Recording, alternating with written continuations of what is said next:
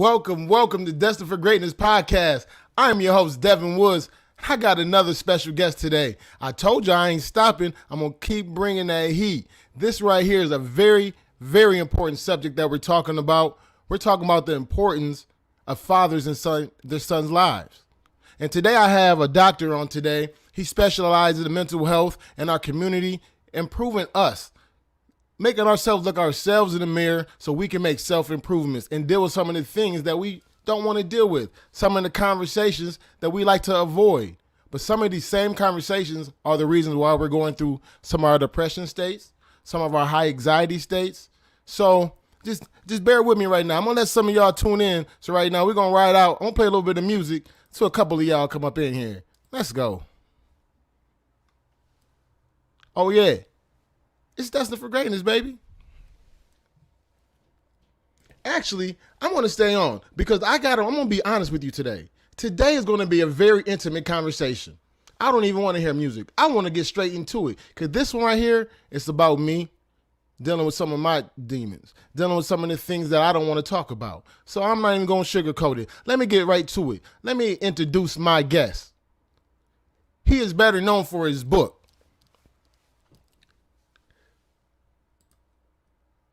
I'm sorry, guys. I'm having technical difficulties. I can't hear myself, but can you hear me? I think I'm good again.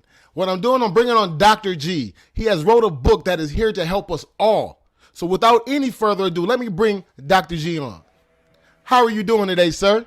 I'm doing well, my brother. How are you? I am doing wonderful. I am so glad that you are here with me right now. Excellent. So we can have this intimate conversation. So without further ado, like I do every show, nobody can introduce themselves like themselves. So please introduce yourself, sir.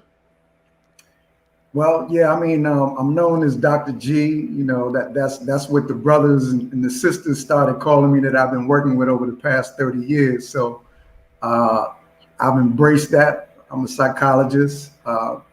But I'm just a regular brother, just like you and the brothers that's on this show. You know, I grew up in Harlem and in the South Bronx. And, those are two areas that are known throughout the world. Grew up in tough areas, tough neighborhoods, drugs and, gangsters and all of that.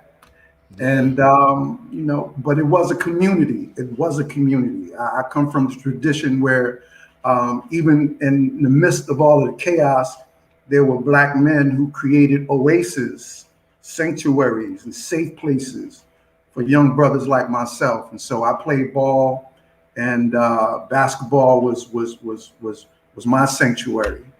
And as a result, I was introduced to some things that others might not have been introduced had they not played ball. For example, when I was 17 years old, I was given a basketball scholarship to go to one of only two Black prep schools in America. It was down in North Carolina called Laurinburg Institute, which was a basketball mecca at that time. You know, like we were #1 in the nation and a lot of New York ball players. One of the famous Charlie Scott went there. They went to North Carolina. Earl Manigault was at Laurinburg, those legends and stuff. And so it was there that after getting in some trouble in New York, going to a Black prep school and experiencing being around Black people who had built an institution for me, not only academically, mentally, but also spiritually, and seeing Black men had doctorate degrees. And, it was there that I got introduced to academics and put on a different path from the one that I was on in New York City. Because I was a failing student in New York. I was failing. I had trouble when I was 13 and then 17. I got arrested for marijuana when I was 13 years old. So, at 13? Yeah, 13. And really, I'm up in the age a little bit, just so it don't sound so crazy. But so I'm just a regular brother, man, and maximize the opportunities. Like James Brown said, just open up the door and I get it myself. And so I embraced that. And when I saw certain doors open, I walked through them. And when I was in my 40s, I had been into community development, rites of passage in Dayton, Ohio, and other areas, Columbus, Ohio, and had done some community work and started a school. I don't know if you remember back in the late 1990s when the Black male academies and the Afrocentric academies were coming Yes, out. I do Matter of remember fact, that. they have one in Michigan. Yeah. And so I was a part of it, starting, one in Ohio, in Dayton, Ohio, called the W.E.B. Du Bois Academy, and then got an opportunity to work on my doctorate degree as a result of the community work that I was doing. I was about 41 years old, and at that time, and I've been, doing that work ever since for the past 30 years. Prior to my doctorate, in rites of passage, community development, and starting a school, and so I've been blessed to really primarily focus my professional world, my life, and just working with Black people, and that's a blessing for me. Not a lot of people can do that and still be viable, but I've been able to do it, and I feel blessed to be here tonight to continue the conversation. And that's exactly what we're going to do. So what we're going to do is have a conversation about the book that you wrote. Speaking on this book, can you please explain the title to us and what influenced you to write this book?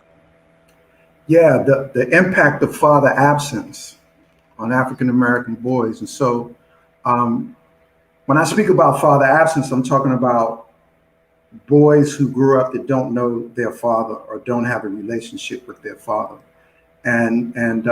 For my dissertation, it was actually my dissertation. And so years later, I decided to put it out as a book, and had to make a lot of changes because it's totally different from what a dissertation would be. But in that book, I look at some of the psychological factors that impact boys who grew up without their fathers, how they're affected in terms of their identity, their self-confidence, how they're affected with their mental health in terms of anger, depression, and those types of things. And also kind of talk about just the risk factors in terms of living in poverty and perpetuating that poverty from one generation to the next. And so the family structure becomes perpetual. And so father absent children tend to produce father absent children.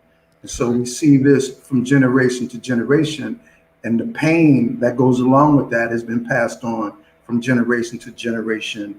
And so I just wanted to be a contributor to that conversation. And there's been many others. Kunjufu contributed to it, Milana Karinga, Amos Wilson. And I just wanted to make a contribution to that conversation here in the 21st century. So that's exactly where I want to start at. Speaking for myself, I'm actually an individual that comes from a fatherless home. My particular situation was I have three brothers, but one of my brothers, we have the same father and mother. And our father actually has two other sons that he has a wife and two other sons, and he never really was a part of our life. And I've always had a vendetta or a vindictiveness against him or anger towards him about it, because I feel like we were definitely just as special as your other children. And I think that'll play an impact. So what I'm asking you is, do you think that a fatherless child in a household that's watching their dad being a father to another family, do you think that can play a role in their behaviors? Oh, absolutely, man. Absolutely. Man. I mean, I've heard that story. I've heard that story many times, man, particularly in small towns, because you see the father. Like in a big town, like you might not see him. You might not never know the children. You might not never see him. But in a small town, like you see it. And so, I've heard that story many times. But so look, I mean, the experience and the feeling of rejection, the lack of validation, and the lack of protection, really primarily the lack of protection. You know what I'm saying? Like children who grew up with without their fathers are less protected than those who do.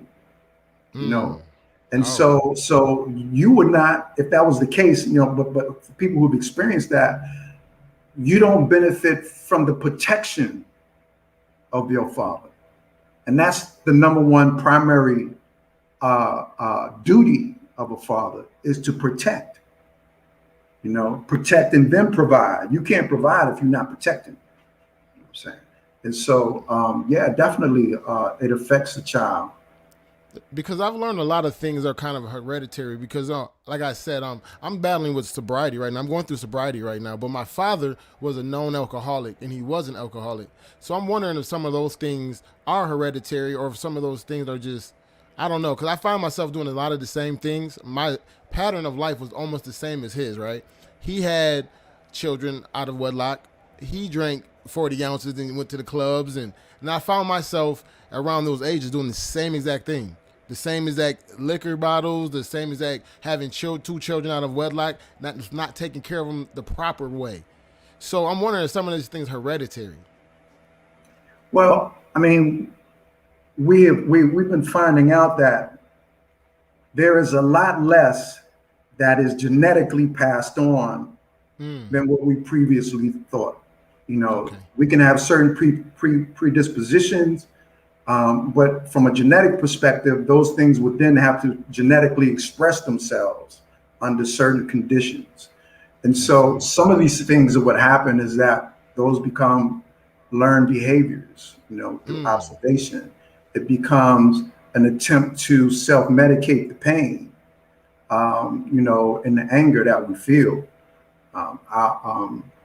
But I certainly do, from a personal perspective, believe and feel that there is a spiritual energy that is transmitted and received from one generation to the next. And oftentimes, many of the stuff that we're dealing with is mental and spiritual, because it takes on epic proportions that cast it into spirit. So with you fighting with sobriety, that's not just a mental journey, that's a spiritual journey for you. And you can't take the mental walk if you don't open up your eyes and recognize the spiritual walk. I agree. And that's what I'm on. The From my spiritual own walk is personal definitely.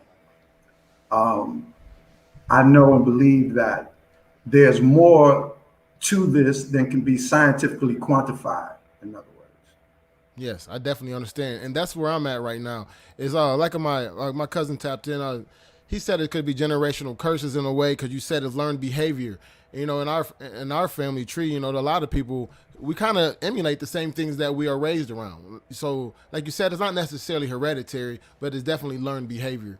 So, when you speak on mental health, what are the mental health barriers you think that happen through some of these conditions with being fatherless or having a fatherless home? Some of the barriers, you said? Yeah, some of the things that some of the mental health issues that occur during, when the father's not present. Well, again, if we go to the primary function of protection. So when you have any species that is not protected, I don't care if you're talking about a single cell amoeba or a complex human being, when you are in an environment where you don't get the very basic security of existence, that creates stress, and it can create an immense amount of stress. And so that has an effect on the physiology of your body, the development of your body, your brain. It affects your relationships. So primarily, one is that, children who grow up in father-absent homes are at greater risk of life-threatening things that can happen to them, right? Because they're living in poorer neighborhoods, right, that are over-policed, right? And we're seeing this. They're over-policed by aggressive police who are there to kind of militarize our environment. There are in those communities that doesn't provide the nutrients to nourish the body and the mind sufficiently. And so all of this has a multidimensional impact on the development of the child. We're not even gotten into the school system and the inadequate resources that are often in the schools that So are let's in talk our about that. community. That's a great subject. That's a great segue to talk about that. Let's talk. I actually met you through a Zooming in an education meeting. So if you could talk about the importance during for the educational portion of the mental health that you were speaking on, because that's a very very important topic. Yeah, absolutely. I mean, like the system, the way the system is set up now, and how it interacts with us is antithetical to good mental health. In other words, the relationship is more of an adversarial relationship, and there's a detriment to the mental health of African American boys, and not an asset or a place where it will be nurtured and developed. It's more of a hostile experience, and it's hostile for all of us. And the implications are so deep. It's not just about education; it's about culture. You know, it's about family. It's about community. And so when you have a a foreign entity educating your children, they're going to be educated not to serve in the best interest of themselves or their community. Understand? Yes, sir. And so let's just take a look at the family, right? And let's look at divorce. I'm sure everyone on this call would agree that if developing healthy relationships, being able to express yourself, understanding love, compassion, gratitude, if that was part of the education of young boys learning to respect young Black girls and vice versa, you can't tell me that the divorce rate would go down. It would. It would. Because part of our education would be to act in the best interest of our community and of our families. But the way the system is set up now, as Carter G. Woodson said, the miseducation of our people, we are more in competition rather than collaboration.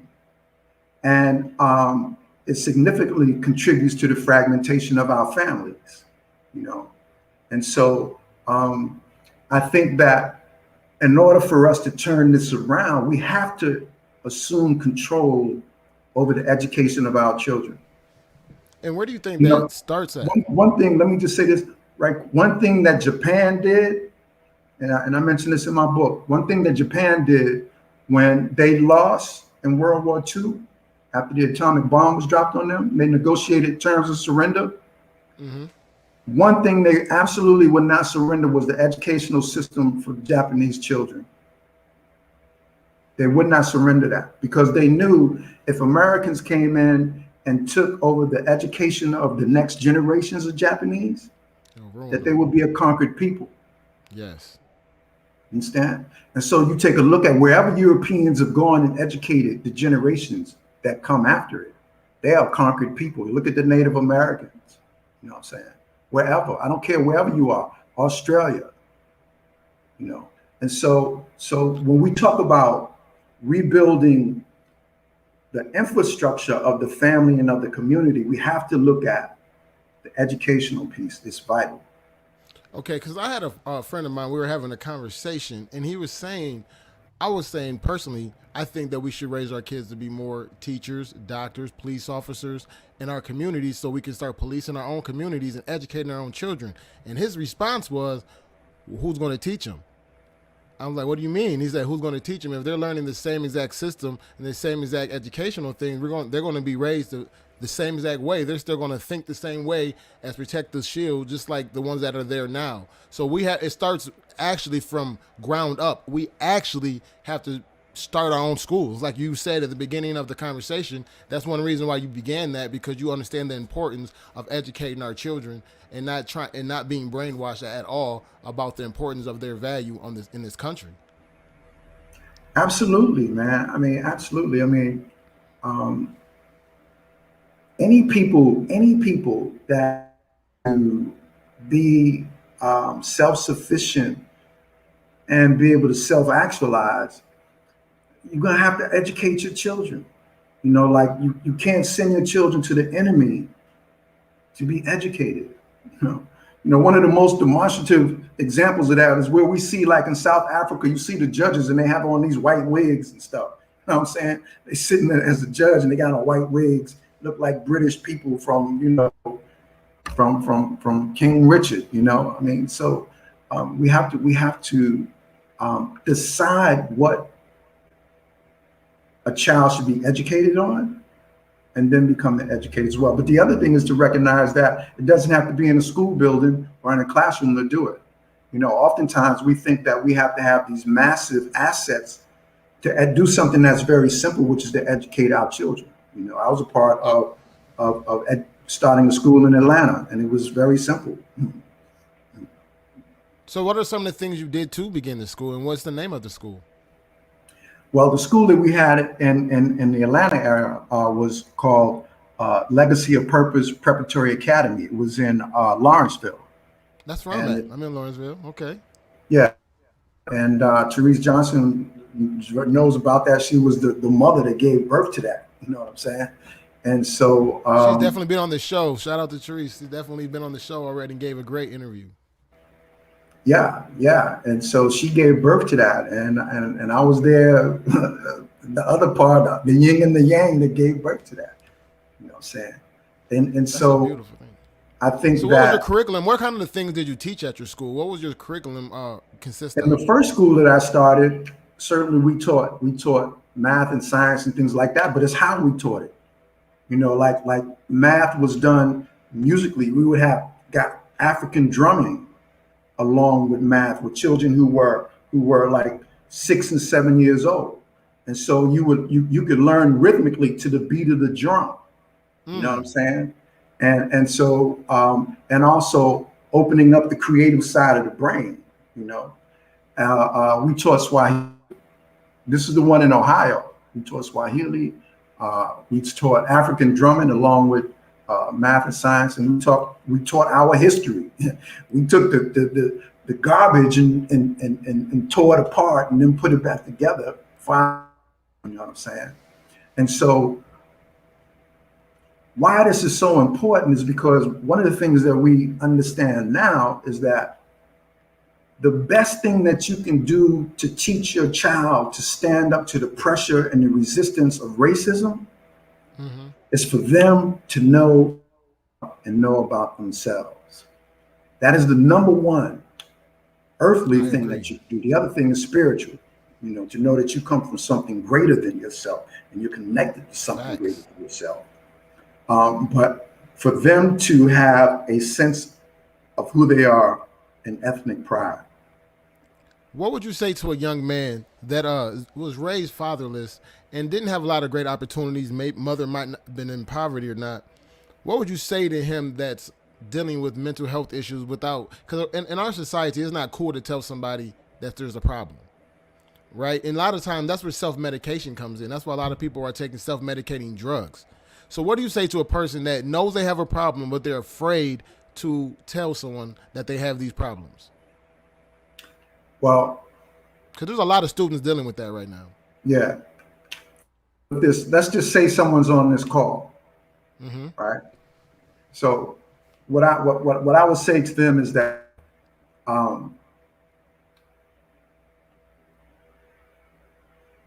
all successful people seek wise counsel. Wise counsel is about power.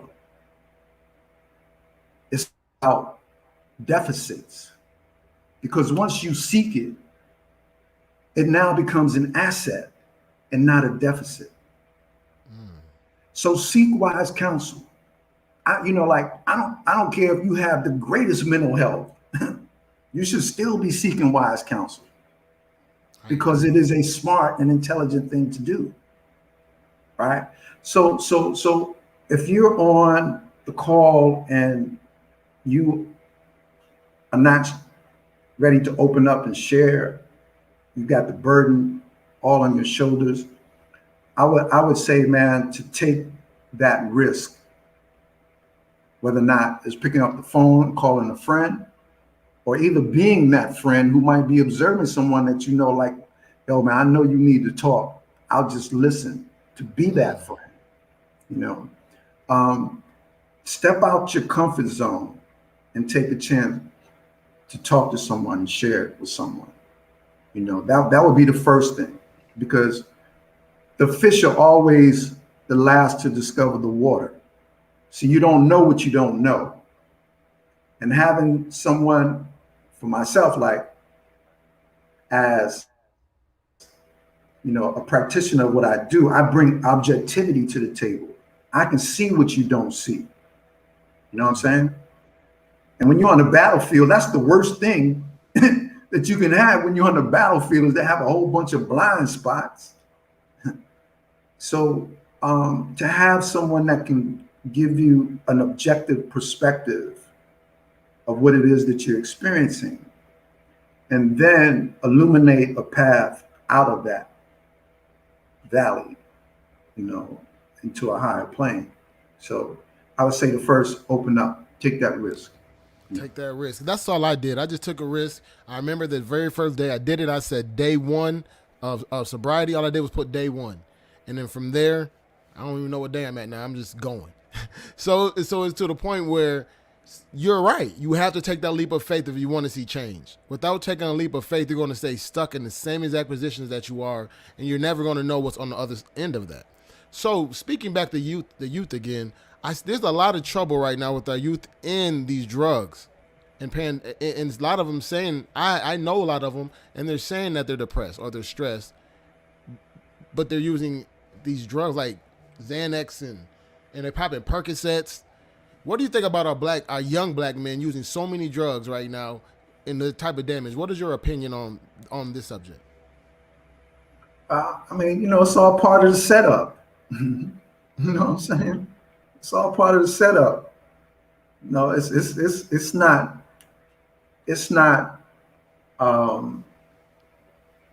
something that is organic to our experience. You know what I'm saying? Like, if you take the drugs out, there'll be fewer people who are taking them. You know what I'm saying? And so we see this with the opiate crisis, right? Yeah. The opiate crisis just flooded America. People start dying. Now they get locked up. They start throwing billions of dollars into the white community that was getting crushed by the opiates. And they stopped the flow. They stopped the flow to the community. You know, doctors got arrested. Yeah. So it's part of the setup. You know, it's part of the setup. And that's why I asked you, because you are a doctor and you are and you do deal with mental health.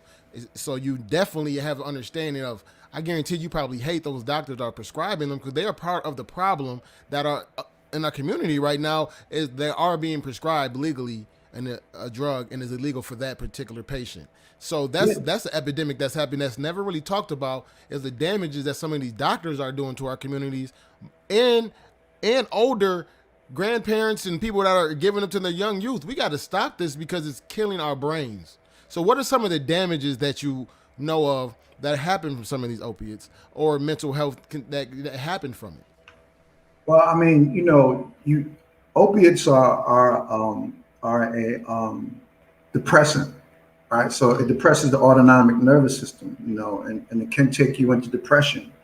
And also one of the dangerous things for young people is that, I mean, not to get into the impact on the brain, but yes, sir.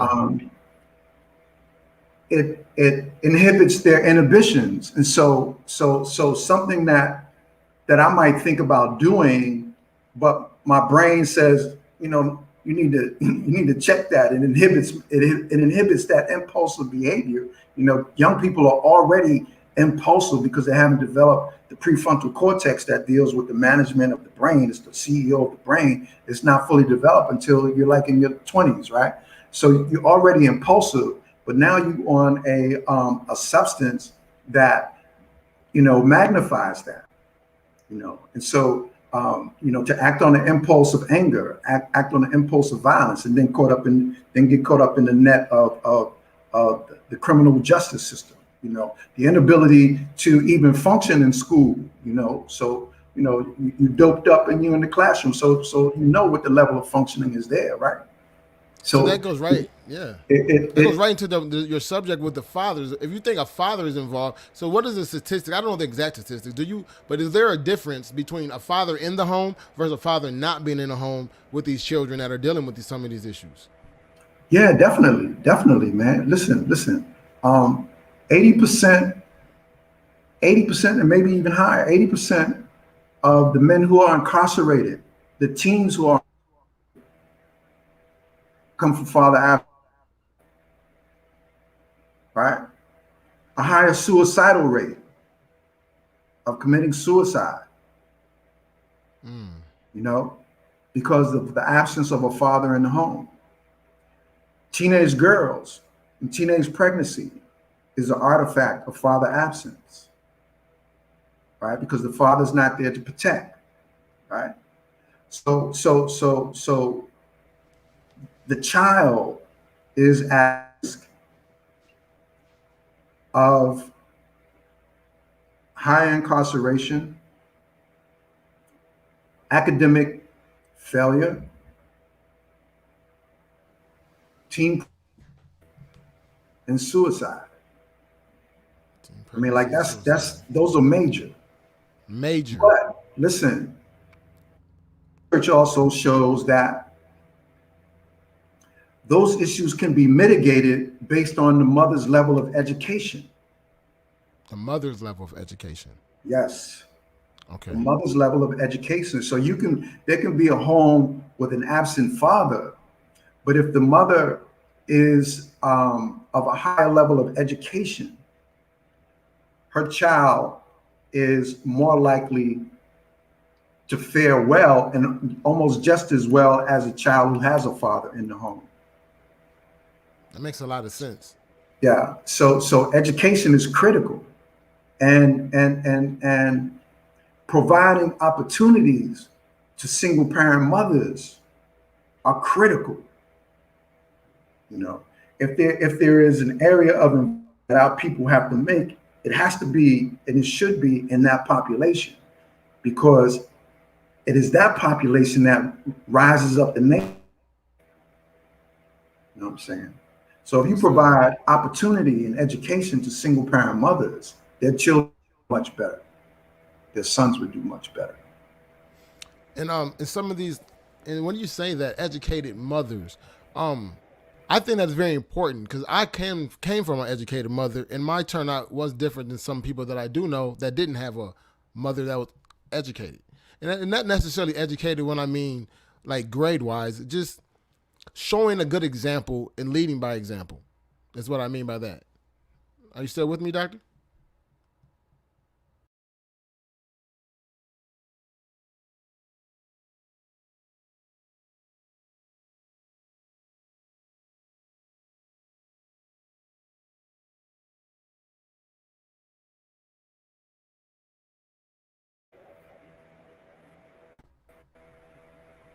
Yes, sir. You there? Are you there? Yes, sir, I am. Okay. Yeah. So the mother, as I said, if you want to raise the nation, you raise up the mothers. That's the tree. But it starts with us treating our women right too. Like, we have to break that curse as well of how we treat our women, because it's a reflection of people say how they treat us. It's a reflection of how we treated them for so years. It's like a defense mechanism to the point where now I can't let you continuously hurt me. So let's talk about that a little bit, about how the black man needs to treat the black woman in more respect, even from friendships, even from youth to growing up. We have to learn a better respect level so they respect themselves more. Yeah, I agree 100%, man. And since we're talking about education, we'll put it together, right? So imagine Yes, sir. teaching boys in kindergarten to respect girls in kindergarten.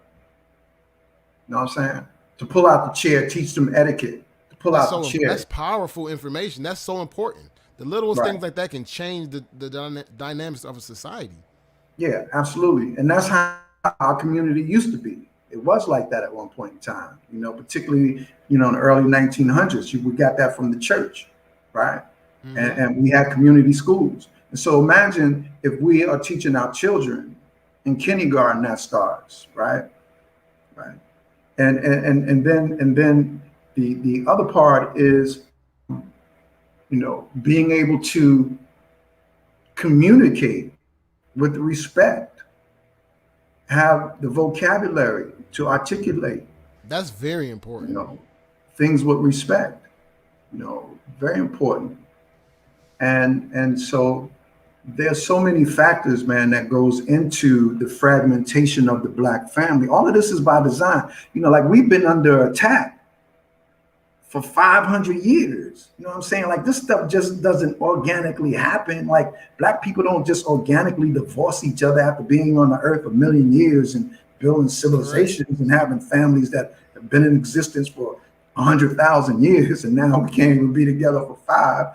Like this is as a result of a persistent and consistent attack on the Black family and on the Black community. So I don't want anybody to think like oftentimes we hear like, yo, Black people just did this, Black people just, yo, listen, you have to understand the attack, the assault that our family and our community has been under for 500 years.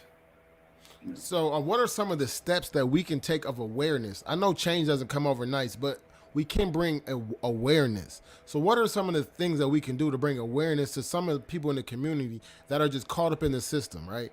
We have to start somewhere. We can't keep saying what is, it has to start somewhere. So, what's some of your advice for somebody that wants to make a change in the community? First, become self-aware.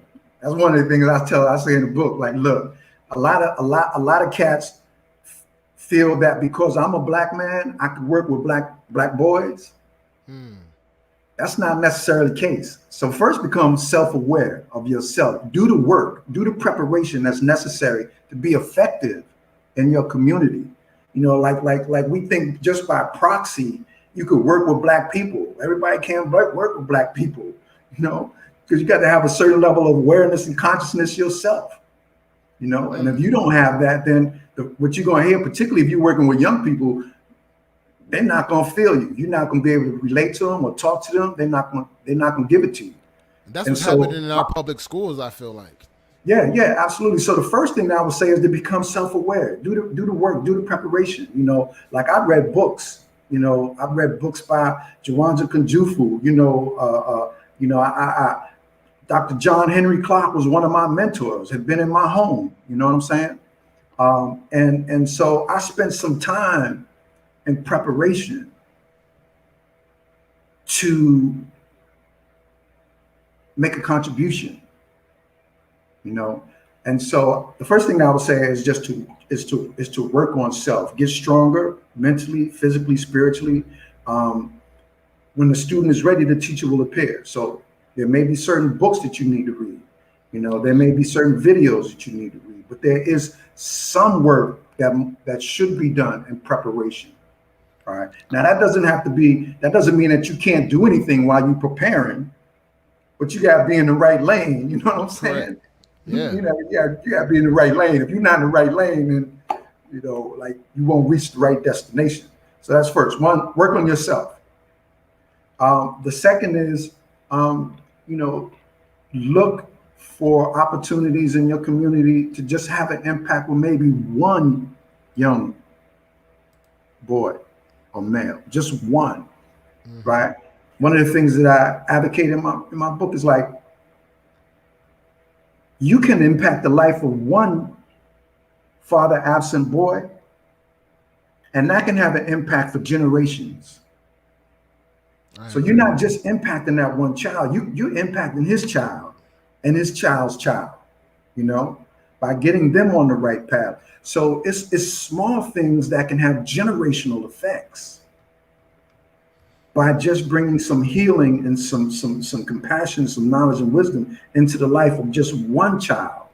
Mentoring programs are so important. Like you said earlier in the conversation, it doesn't always have to be school based. It can definitely be programs. You can maybe, work with somebody that has the same passion as you and come up with some type of program. Because right now, one of the things that I personally think is the big deal with our young black men, I want them to take school more serious. We had our ancestors died for us to be able to read and write, and they just take it for granted. Because I come from an educator's family. My brother's a principal, my other brother's in the school system, my wife is a teacher. So I hear from all angles. And what just kills me is how bad they're doing in school, and they all putting us in special ed. Not everybody is special education. And I think that goes back to the holding their interest. The school that you're speaking of, you're doing things that are holding their interest by teaching them math with music. That's something that they probably will want to learn. So my question to you is, do you think that they're out of date with some of the way they're teaching our youngsters, and that's the reason why they might be doing bad in school? Yeah, absolutely, man. I mean, they're teaching them to be slaves instead of masters. You know what I'm saying? I mean, they're teaching them to be self-serving. I mean, okay, let me ask you this question. What was school like for you? It was basically, it was more of a fun time more than it was about education. Right. And so for generations, public schooling has been an adversarial relationship more so than an asset of a relationship for us. Like for me, I say I was able to overcome in spite of my education and not because of it. It wasn't because of it. It was in spite of it. Because when I was going to public school in New York City, they was basically teaching me to hate myself and to hate black people. Because everything in the history, the only thing you saw was men in cut off pants and chains on their ankles. You know what I'm saying? Yeah. So it's not that we don't have the capacity, the ability, or desire but the information is toxic to the spirit and soul and the mind of the young people. And these young children that are coming into the world now, and I truly believe that one of the reasons why suicide is the second leading cause of death amongst young people is because spiritually, they're coming into this world, but humanity has not advanced to the point that it should be to receive them. Yes, sir. And so they're coming into a world and saying, I didn't sign up for this. You were supposed to be more advanced than this. And so the contract is broken. And so some of them want to check out because this dimension is not what it was supposed to be. See? And so you're saying the generation before dropped the ball for the next generations coming. That's what it sounds like. It sounds like the ball was dropped somewhere. Yes. Because we had it at one time. It was there. It was prominent and it's obvious, and there's evidence of the excellence. So speaking of that, go ahead. But again, that is a result of the attack. Yeah, the attack. Look, the question was that I had a guest ask. The question is, why the attack? To maintain power. Why else? Maintain power. We just saw that in the Capitol on Washington, D.C. What was that about? Maintaining power. Right? So the attack is to maintain power. It's just that simple. Because the thought of losing power and control is so frightening to them that they would rather destroy everything than to give it up. Because that's powerful. One of the things that I say is, no one's going to relinquish their own power. No one is ever going to say, you know what, you're in power now. Usually it comes by force, and that's what's happening now in our world. And we're in a very touchy subject in our world right now because it's like we're tired.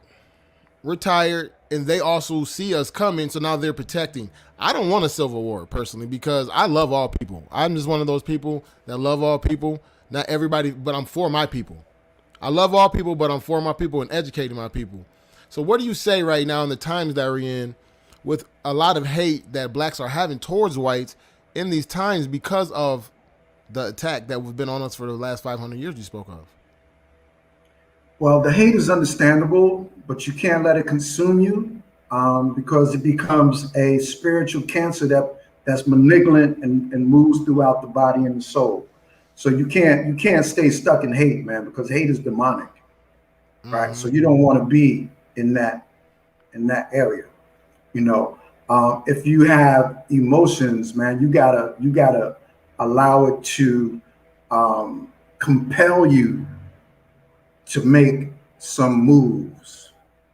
They don't have to be massive moves, but you got to make a move. You can't stay stuck. That's the worst thing that can happen right now.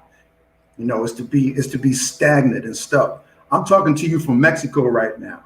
Wow. Right? I'm in Mexico because I needed to move.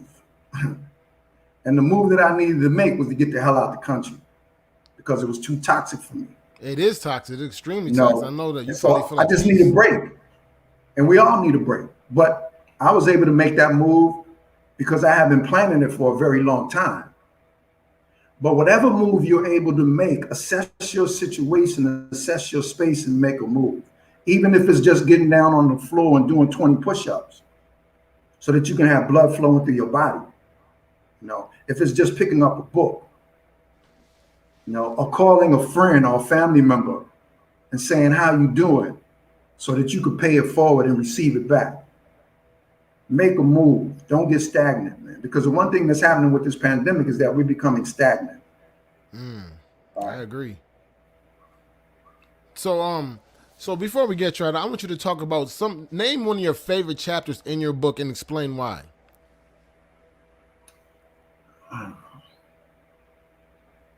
Well, I'll just tell you a part of my book that I think makes a contribution and makes sense, and that is just where I talk about small groups of black men coming together and have a major impact.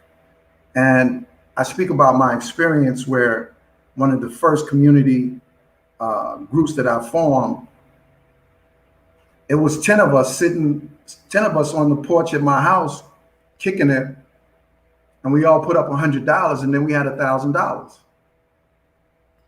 And then we got in-kind services from other community businesses. And we had a basketball tournament outdoor on the court, which had never been done before. So we had the park cleaned up from the crack vials. Wow. We got the dope users out the park. And the mothers were able to bring their children back to the park. And we put them all on teams and had a tournament. Right? That just happened with 10 brothers putting together $100 each. So we can have major impacts without the permission of the government, without a 501c3, without all of that, and just make a move in your own space. All right. So I talk about that in the book and the experience that I had with that, which kept me. When I was growing up in Harlem in the South Bronx, that's what the black men who had went to HBCUs back in the 60s, and they came back to Harlem in the South Bronx, that's what they did. They set up basketball tournaments, the Rucker, all of this stuff. And we played ball. And that's what I did in Ohio. I took that same model and did that. So what I would say to the brothers and sisters on here is that there's something that you can do to make a contribution. Somebody that lives in a house right next to you, a single mother that has 2 or 3 or 4 children, lives right next to you, might not have food for all of her children. And that happens every day in America, in the same neighborhood, because we don't know each other anymore. Yeah. Social media did that. I mean, the technology did that.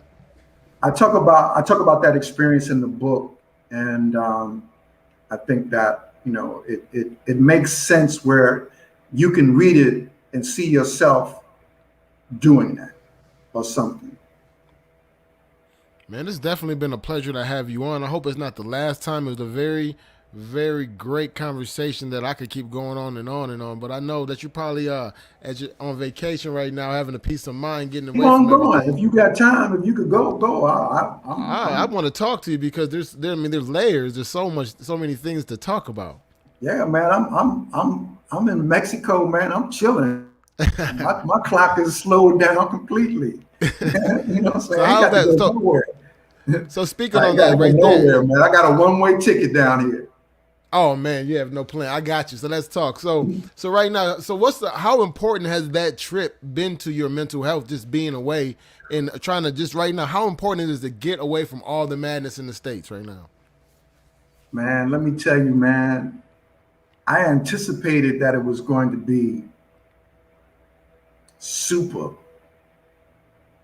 But when I got here, it was super duper, boy. You know what I'm saying? You know, it was super duper, man. I mean, I feel safer. I feel stronger. Um, my melanin is just sponging up the sun. You know, the day after I got here, I went to the ocean and went to the beach and was just in awe, you know, because I had been in Atlanta and just in awe, just how massive the ocean is, you know, and I'm a swimmer. So like, you know, I love the ocean, but I didn't get in it that day because it was just, I was in awe. It's like, wow. So what I would say to the people that's on this call, man, is that um, it's important to make moves for your mental health. And you might not be able to do what I did because this has been in the works for years and I'm years of doing this. And what I will suggest to the people on the call is that um, start downsizing. Start downsizing in your life.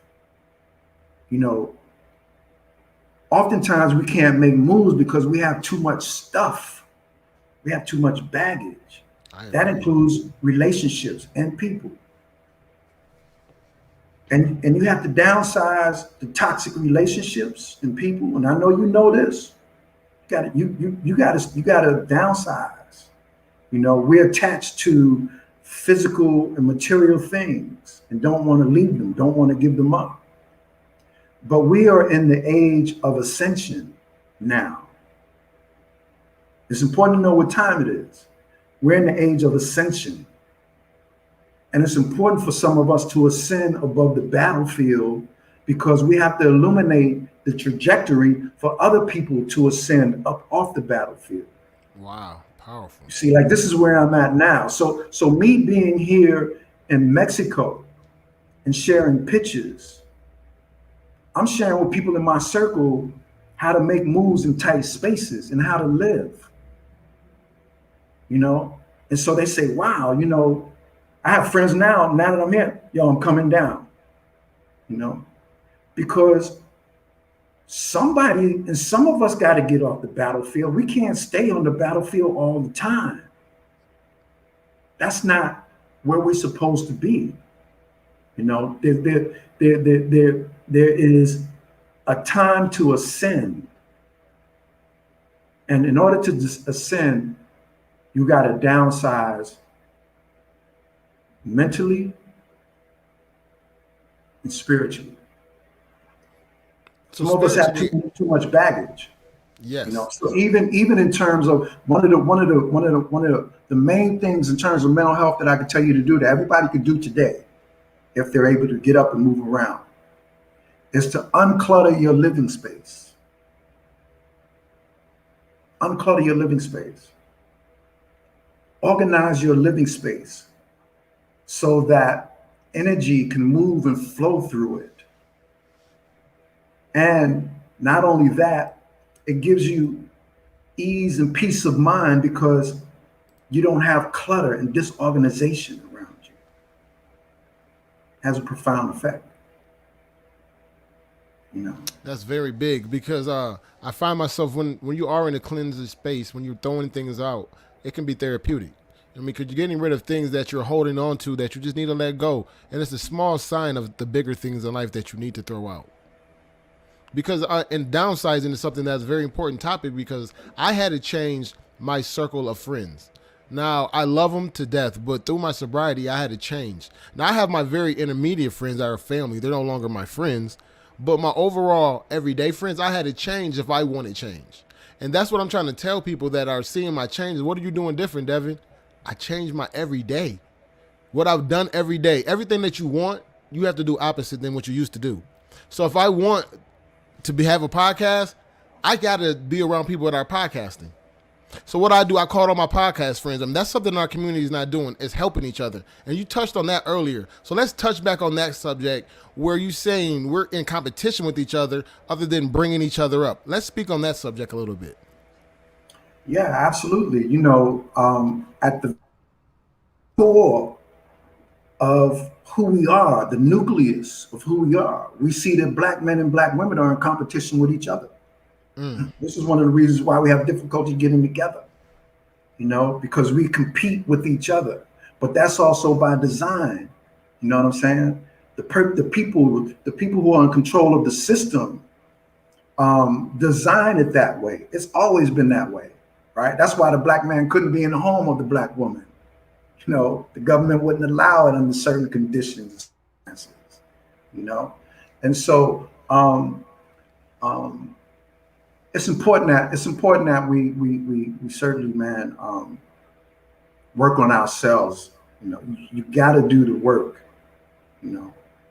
I've been working on myself for as long as I can remember, and you know this, you understand this, Devin. I mean, like when you change yourself, everything else around you changes. It just happens on its own. It's like it's crazy how the universe works like that. Once you start changing the aura in your spirit inside, the spirit of the earth will definitely start working to your advantage, because people are just watching the changes happen. Like, all I'm doing is changing me. I'm just trying to do what's right, not be what's perfect. Just try to do what's right. That's it. Yeah. Genesis says, I give you dominion over the earth, the sea, the fowl, and the air. But you can't have dominion over that until you have dominion over self. That's one thing my big brother teaches me all this stuff. You can't help anybody else until you help yourself. Yeah, you got to have dominion over self. So self-mastery, which is one of the platforms that I stand on, self-mastery and what I teach, it's the foundation for everything, because to the degree that I can master myself, I can function and operate in everything else. I can function and operate in everything else, but I have to master this. Correct. Correct. So, I mean, right now, I think that we have a lot of distractions is what it is. It's like, we're overly distracted. Our youth especially. They don't even look up at you. Like, they're looking at their phones all day. They're on social media and they're taking pictures. They're doing videos. No one's really taking care of self. So do you worry for the future? For the future with the children that we have right now, with the lack of education that they have and where the social media is at and where technology is at? Do you think that they're hindering our youth, or do you think they're going to turn out okay? I'm very concerned, man. I'm very concerned about it, because I think that for thousands of years, things were somewhat predictable for thousands of years. But technology and artificial intelligence is a game changer. It's a game changer, and it's changing how our brains are functioning. It's changing the development of children's neurological systems. It's changing their ability to even have social skills that allow them to interact with one another. It is significant, man. I think that the impact of technology is a game changer for the human race, and I'm not quite sure where it's going to go. So I'm very concerned about it. I'm very concerned about it. The reason why I brought that up is because I'm noticing that's kind of like another mechanism that's usually to replace the father. is technology. Technology is a big replacement for the father, and they're watching a lot of things on their social media, on their in the social world, and they're not actually hearing it from a physical man. Do you think that's a concern as well? Yeah, I mean, anytime that you disrupt the the spiritual order of things, anytime you disrupt divine order, you're going to have problems. You're going to have problems. I don't care what you're talking about. There is a great video that I use as one of my teaching tools, right? And check this out, how this works. It's a video called The Delinquents, and it was actually on 60 Minutes, maybe about 20, 30 years ago, right? And I'm gonna show you how spiritual order affects social structure, right? And South Africa and Kruger National Park, which is hundreds of thousands of acres of land that they've set off as a national park, right? Wildlife park. Some brilliant person decided that we have too many elephants because they wanted to develop, right? They're encroaching on the elephants' land. We have too many elephants. So what they did was they killed the adult elephants and they hurdled the babies, right? So the adult elephants, they shot them. You see it in the tape. They did what they call a cull. It's called a cull. And they would shoot them and kill them and then herd the babies. So you have little small baby elephants now that are traumatized, right? Fast forward from a baby elephant to an adolescent elephant, right? Some years later. What started happening is that they started finding rhinos that were dead. And they couldn't understand why these rhinos are dead. The horns were still on, so they knew it wasn't poachers, right? They found out that the adolescent elephants, who are now a ton or 2 tons or whatever, were killing rhino. And they had formed bands like a gang and was terrorizing the area. Wow. These elephants form a gang. That's why they call the video Delinquents. The video, actually, the name of the video is called Delinquents. And in the history of the earth, there had never been elephants who killed rhinos. Why would they kill them? For what? Everybody know you don't mess with an elephant. There's enough vegetation out here for us. We don't have to kill each other. Yeah. But the elephants were so traumatized and they didn't understand and learn adult bull elephant information, and they took their trauma and it came aggression. Wow. Right? That's so exactly here's what they did. In our community. Here's what they did. They, for the first time, flew in adult, mature bull elephants into that environment. And here's what happened. The adolescent elephants who were coming into testosterone, their testosterone level decreased because they was around a bull elephant. Yeah. And they understood their place. Just like you and I, we walk into a place and there's small children and they acting out, and you walk in and somehow they react to a man very differently. Correct. And so the adolescents who were prematurely going into testosterone, high testosterone levels, the bull elephants who put them in check, their testosterone levels started coming down. They were less aggressive, and there were no more rhinos coming up dead. So I'm pointing that out to show you how I don't care what life form we're talking about. Once you disrupt divine order, once you disrupt the social structure of that species, there is going to be behaviors that come as a result of that because of disruption of order. And when we talk about the fragmentation of our families, we talk about the divide between black men and black women. We see that then produces black on black crime, right? Yeah. Black people not supporting black businesses, divorce rates, right? So if we can get together as black men and black women, that is going to take care of a lot of things, and they understand that, and that's why they don't want us to come together, you know. But I'm encouraged. I'm also encouraged because I see pockets of people that are getting it. Yes, like it's happening. I'm waking up. Yeah, the masses never get it, and they never will. So don't think and wait on the masses to get it. It's never happened in human history. Whenever you see change, it's not because the masses have produced change. It's always a small pocket of people. And then you have what's called a tipping effect. So don't expect or wait for mass people to wake up and move. It's not going to happen. But I do see pockets of people waking up, and I do see young people that are dynamic and taking on politics, business.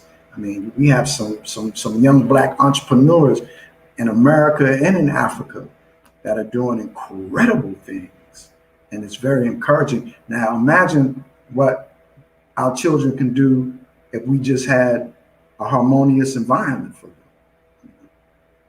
So the environment is definitely what's key right now. That's a problem.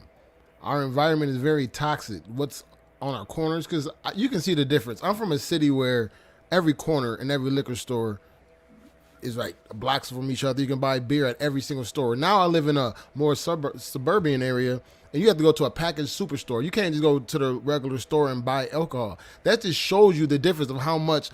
This is like a small sign of the difference, right? Inner cities, liquor stores every corner, beer every corner. In the suburbs, you can't even find liquor. You have to go to a certain store just to purchase it. So that right there showed me, what are they trying to do to us? For people that's waking up late, you start thinking like, why are they trying to kill us? Because that's what they're doing. There's nothing inside of those stores that are going to keep us alive. There's nothing but tobacco, cigarettes, and alcohol, and they don't want to give it to their kids. Why do you think that is? Hey man, follow the money. Follow the money. If you can incapacitate a people so that they don't understand their true power and make money at the same time, some of the largest corporations in the world is behind this. So, I've worked with a lot of cats that were incarcerated, and young guys that were incarcerated.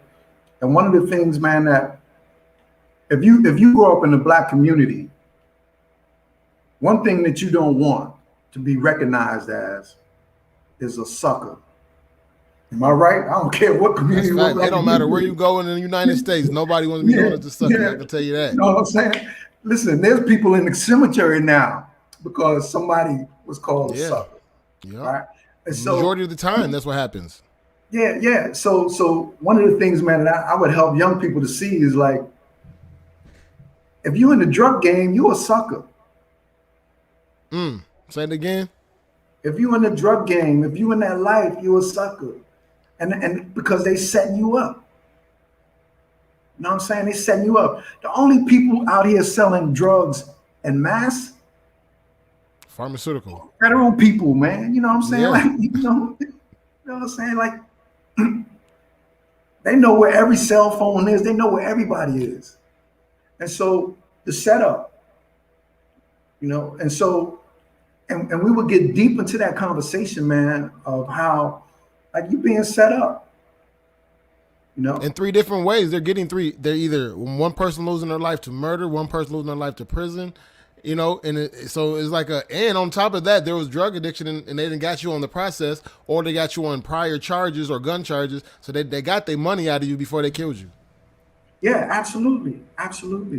And so, for people who are in the life and in the street game, nobody's coming out of there successful. You know, they ain't no successful drug dealers coming out of the drug game anymore. There used to be. There used to be a time when cats back in my time was coming up, they might be in the drug game and buy a bar or a liquor store in the community or cleaners. You know what I'm saying? They don't do that now. They buy cars and they buy rims. You know?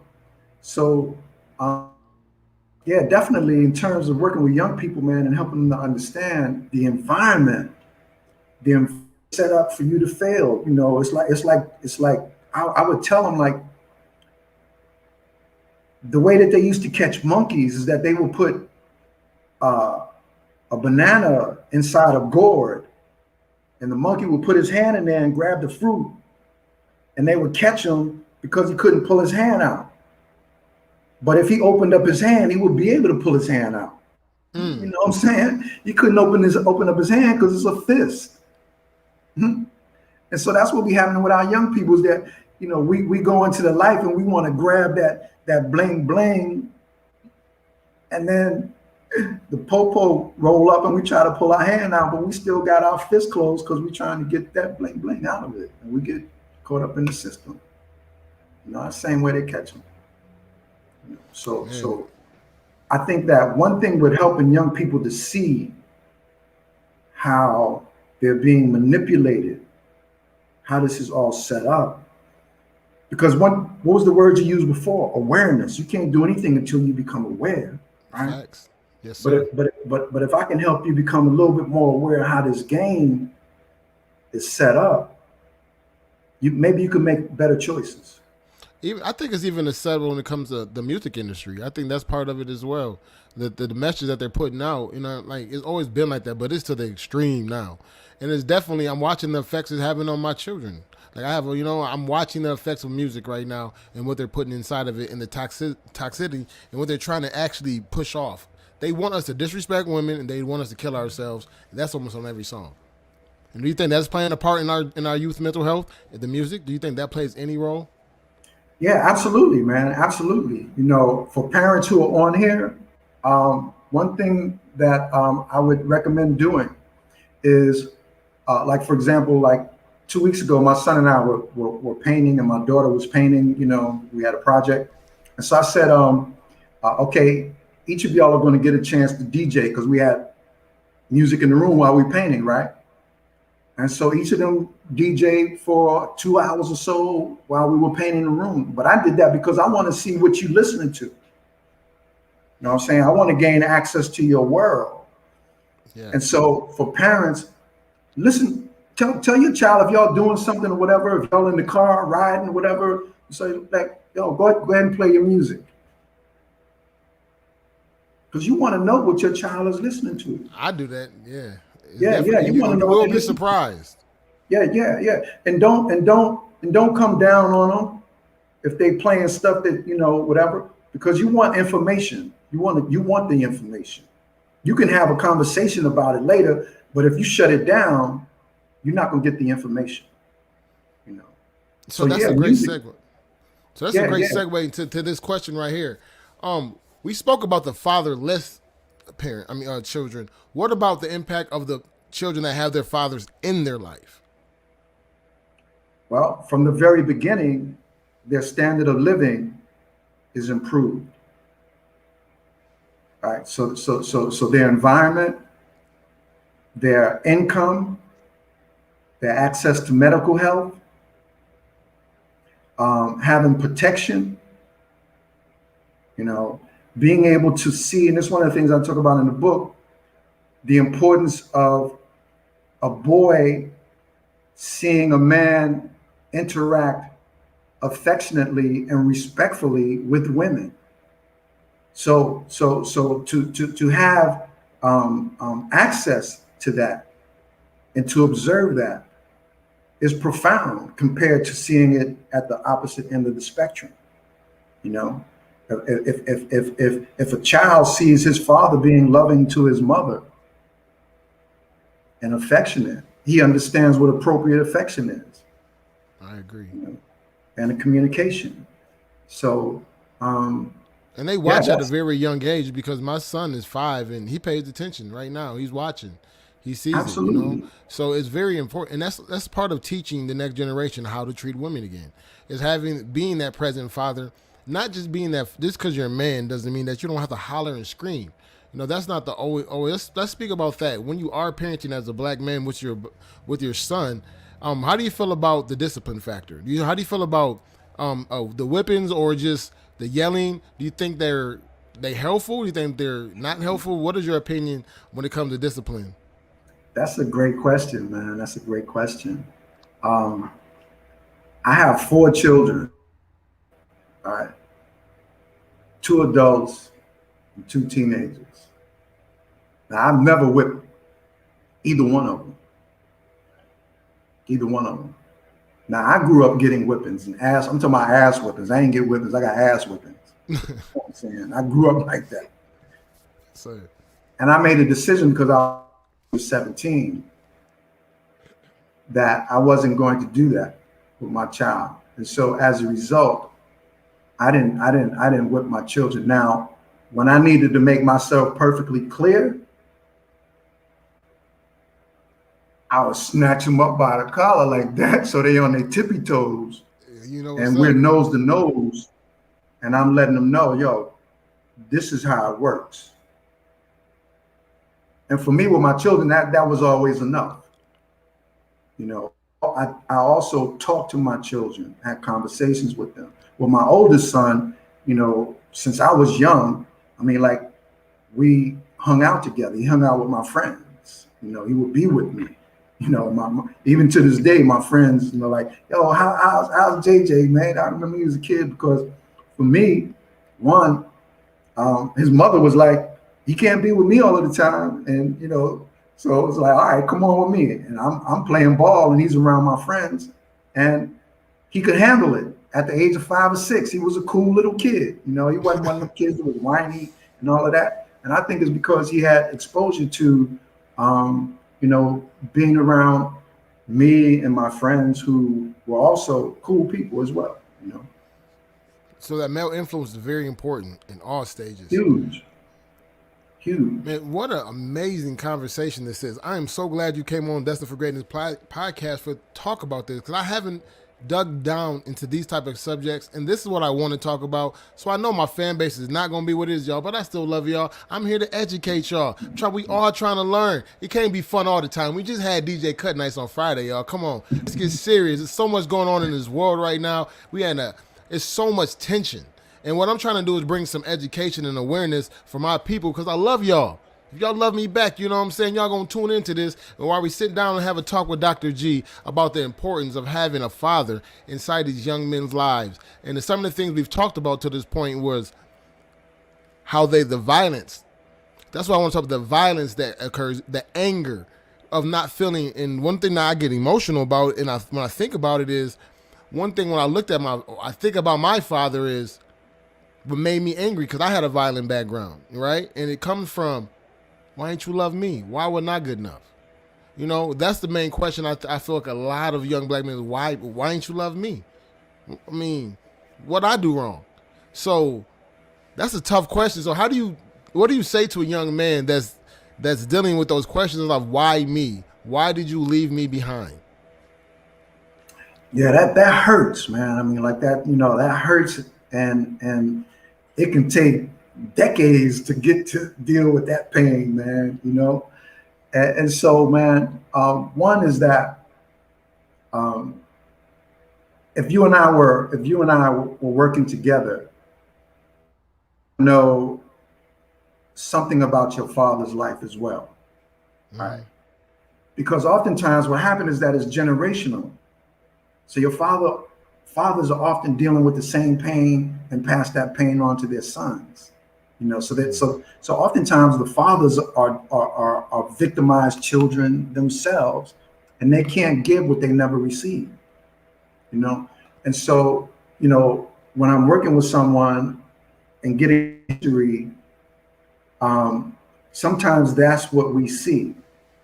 You know, and then there's an opportunity to see the father from a different perspective. You know, like I've had I've worked with men who, because they don't know their grandfathers, right? Which I And don't. the fathers doesn't know the fathers, so it's generational. So Mm. that's one thing that I would work with a young man on.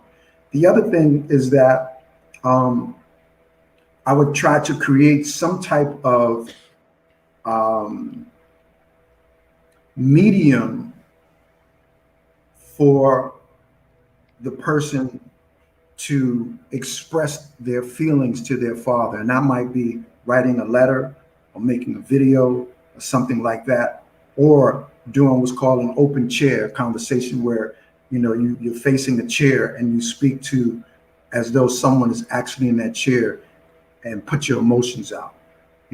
To be able to emote and get the feelings out, the pain, the anger, so that you can begin to cleanse yourself of that is something that I would probably do if I had a client like that. And,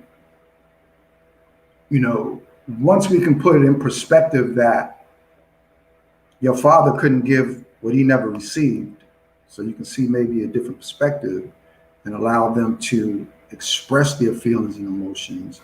They might want to confront their father, if they know where he is. And, so we could talk about that. How do you do that? What do you express? So, those are two things that I would certainly want to do on the top of my list. All right.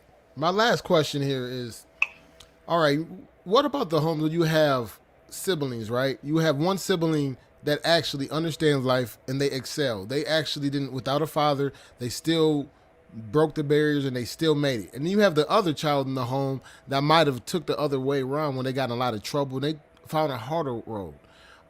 What do you think that's necessarily is? You think that's parenting? The father's being important, or do you think that's just a personal thing between different children? It could be a lot of different factors, man. It could be a lot of different factors. Like for example, let's say an older child excels, right? Mm-hmm. And the younger child doesn't, right? But the older child was given more responsibility and more accountability because he was older, which developed certain characteristics, Mm. you know, Makes a lot right? of sense. Yes, sir. Yeah. And it can also work in the opposite. The older child is an only child, and then another child comes, and now all of the attention and energy goes to the younger child, and the older child is left off to himself and goes the wrong way. Right. So Man, that makes so much there sense. can be factors there. There certainly can be some predispositions in terms of personality, how someone handles stress versus someone else, the other child handling stress, you know. Um, so it can be several different factors that impact that. And we see that, we see right in the same families, like, wow, we grew up in the same house and one went that way and one went that way. But there can be several different factors. One child might be more athletic than the other, so they have more opportunities. You know. Mm. One child, the youngest child might get babied and never develops autonomy and independence. Doesn't develop self-confidence because they've had everything done for them. They were babied. We see that. Where mothers don't want to let go of the baby, they want to keep the child in the home because they're by themselves. They become the companion. You know, so That's a great pinpoint right there. A lot of what about that subject about the parenting, maybe babying the child because she might have been single, she never had a husband or a significant other, and like you said, that can also cripple a young man as well. yeah, absolutely. One of the things I say in my book is for mothers is you should never tell your child he's the man of the house. Mm. That's something you should never do because the child is not mentally, emotionally, and physically capable of fulfilling that role. And then when you get pushback and you get defiance and you get anger, but you've been telling this child since he was 10 years old he's the man of the house. Well, why should he listen to you? I'm the man of the house. You've been telling me that. So you telling me to go to school? I'm the man here. So the whole dynamic shift. So, if there are any mothers who listen to this and you have young children and you're by yourself, you should never tell your child that he's the man of the house because he's not capable of fulfilling that role. Wow. And you set him up, you put a burden and responsibility on him that he's just not ready to have. What an amazing interview. Thank you so much for coming on Destined for Greatness, Dr. G. Thank you. Will not be the last time I reach out to you, my brother. My pleasure, man. It's been an amazing You're a very interview. cool podcast, brother. You're easy to talk to and chop it up with. Hey, that's what's up, man. I appreciate the love. And I'm just getting started. This is what I'm doing forever. This is what I told. I looked my wife in the face and said, "Look, some things you're just a natural at. I don't have any journalist skills, broadcasting skills, any of that. I have passion. Oh, really? Wow. I have none. I just started this. I just started this 2 months ago. You're very good at it, man. You're very good at it. Thank you. I definitely appreciate it. I definitely appreciate having you on. So for right now, those listening, please tell them how to find your book, how to get a hold of you. Anybody needs some information, again, from Dr. G, how will they reach out to you, sir? You can get my book on Amazon, and they'll mail it to you, send it to you. You can get in touch with me on my Gmail account, my email. It's Dr. and initial G in my last name, Hassell @gmail.com. And I'm on Instagram the same way. On Instagram, you can follow me on Instagram. I'm going to be posting pictures from Mexico and, the blue oceans and beautiful. Making everybody jealous. All right, I got you.